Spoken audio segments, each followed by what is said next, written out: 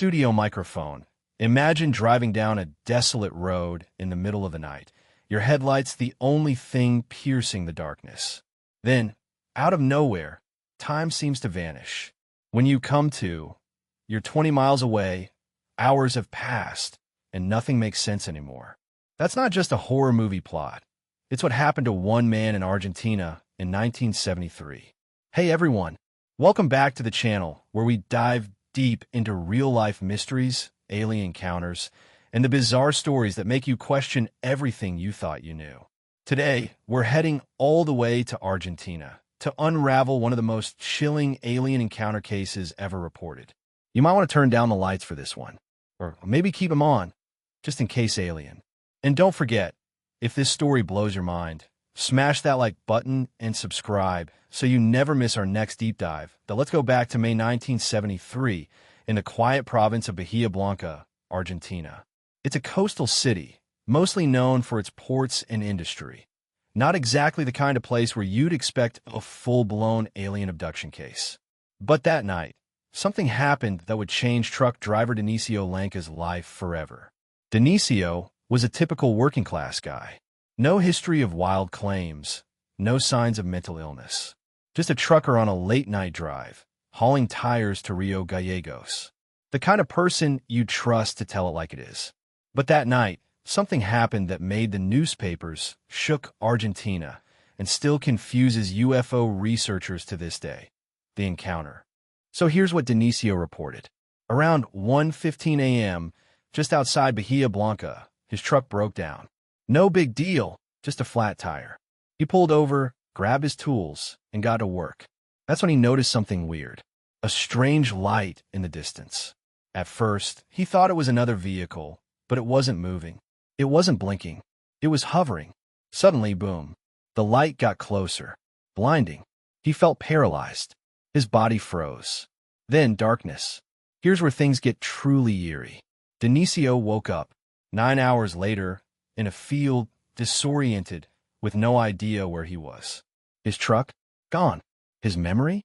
Wiped clean. But the weirdest part? He didn't feel scared. He felt calm, almost like he had been sedated. Let that sink in.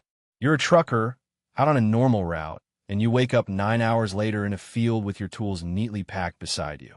What would you do? Let me know in the comments. Would you report to the police? Or keep it to yourself and pretend it never happened? The aftermath, Dionisio managed to make his way to the nearest town, still confused and unsure of how he'd gotten there. He was taken to a hospital, where doctors said he was in a state of shock. Physically, he was fine, no injuries, but mentally, something wasn't right. This is where Dr. Oscar Galindez, a local ufologist and medical doctor, got involved. He hypnotized Dionisio, and under hypnosis, the truck driver revealed details that would send chills down anyone's spine. He described being surrounded by 3 beings, 2 male and 1 female.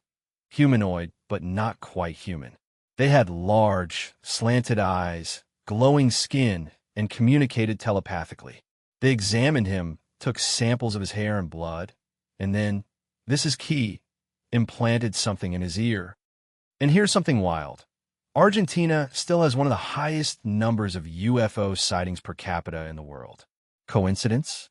Or did Dionisio's story open a portal of sorts, a cultural gateway that made people start paying attention? And get this, in 2020, during the pandemic, UFO sightings in Argentina spiked again.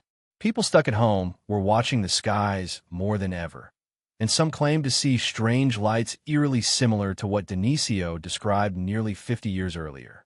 History repeating itself? Or proof that they never really left? Comparisons to other cases, let's compare this to some other famous cases. The Travis Walton abduction, 1975, USA, a logger disappeared for 5 days and came back with detailed alien descriptions. The Pascagoula abduction, 1973, USA, 2 shipyard workers reported being taken by robotic-like aliens. Also in 1973. See the pattern? Something was definitely happening globally that year. Multiple countries, unrelated witnesses, similar details. Were we being tested in 73? Or contacted? And if you've watched shows like Ancient Aliens or Unsolved Mysteries, you know these connections aren't just coincidences. They might be breadcrumbs. Legacy and final thoughts. Denisio Lanka eventually faded from the public eye. He never tried to profit from his story, never wrote a book, never sought fame. He just went back to work, lived his life. But that night, in 1973, never left him. And to this day, many UFO researchers still call his case one of the most credible and chilling alien encounters ever documented. So here's the question. Milky Way, do you believe Denisio? Could this have been the first documented contact in Argentina? Or was it a hallucination brought on by exhaustion? A government experiment gone wrong? Or something far more otherworldly? Let me know in the comments. I want to hear your theories. And if you've ever seen something strange in the sky, tell me about it. Who knows? Your story might be the next one.